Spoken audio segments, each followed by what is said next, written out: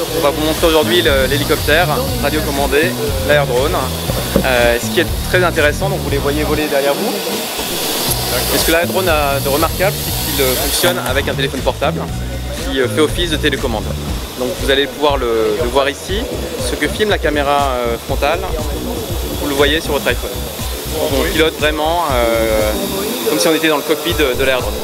On va les faire décoller.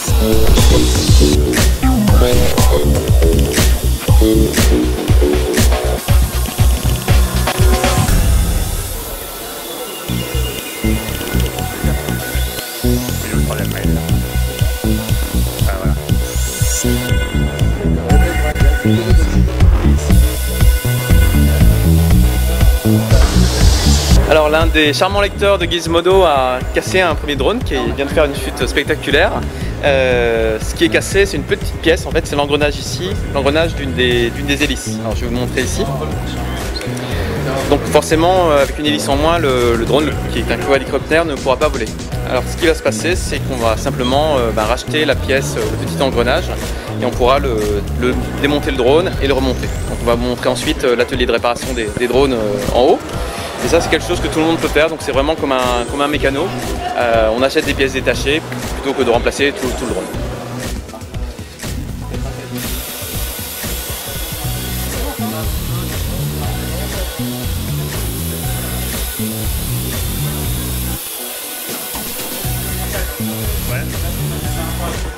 Il a fallu mettre au point d'abord quelque chose qui vole, ensuite quelque chose qui communique, qui a des caméras, et ensuite qui arrive à faire ce qu'on appelle le point fixe, c'est-à-dire s'arrêter en l'air et s'immobiliser en l'absence de commande.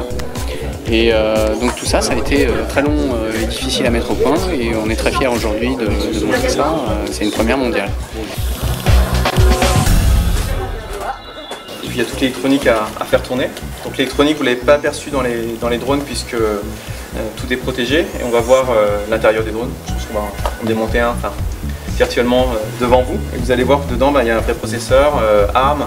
Ça tourne sous Linux, il y a un gyroscope, accéléromètre, deux caméras, la caméra frontale ici, la caméra verticale qui elle va regarder le sol, elle va regarder les formes géométriques pour stabiliser le drone. 4 moteurs, un générateur de Wi-Fi. Ici on voit l'intérieur du Parrot Air Drone. Il y a deux cartes mères. On voit ici les gros capteurs ultrasons. La caméra verticale qui va permettre de stabiliser le drone en vol. Donc ce sont deux cartes électroniques que l'on peut remplacer.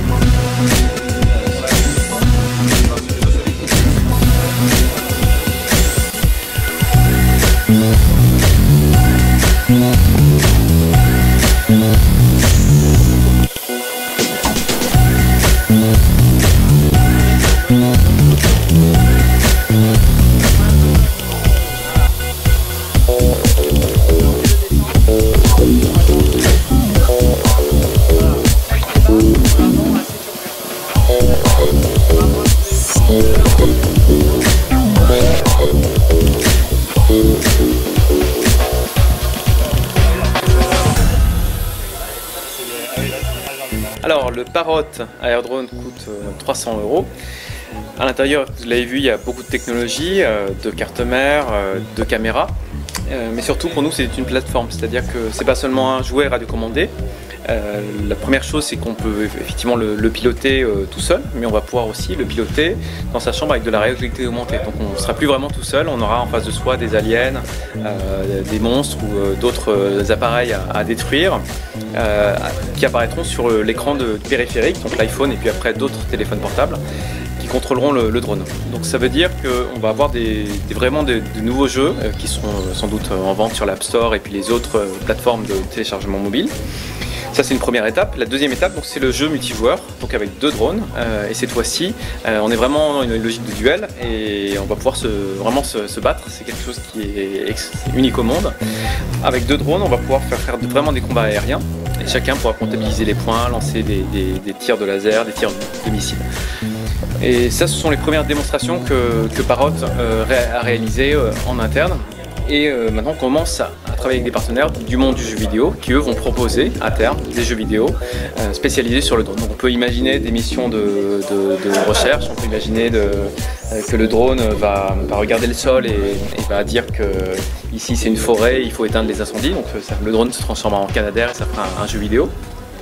On peut imaginer beaucoup d'applications comme ça, et donc on espère pouvoir proposer dans un laps de temps à moyen terme, parce qu'il faut du temps pour comprendre la réalité augmentée, comprendre le drone et puis inventer des jeux qui vont être sympathiques à jouer, pas trop difficiles dans un premier temps. Et ça va vous permettre vraiment d'avoir une plateforme de jeu volante. Donc c'est notre slogan marketing pour le coup, hein, c'est The Flying Video Game, donc le jeu vidéo qui vole. Donc voilà, après la Wii, la Xbox et les autres consoles, on espère que la drone sera aussi vraiment un jeu vidéo qui va permettre d'être à la fois un pilote mais d'être vraiment dans le cockpit. Donc grâce aux caméras et grâce à la réalité augmentée. C'est vraiment quelque chose d'assez extraordinaire, et tous les employés de Parrot qui ont pu le tester, et puis ce soir donc, les quelques lecteurs de Gizmodo, les 10 lecteurs qui ont été invités ont pu tester, et vraiment on va vous inviter à le tester très vite en magasin. On fera des démos et vous pourrez voir le potentiel qu'il y a derrière.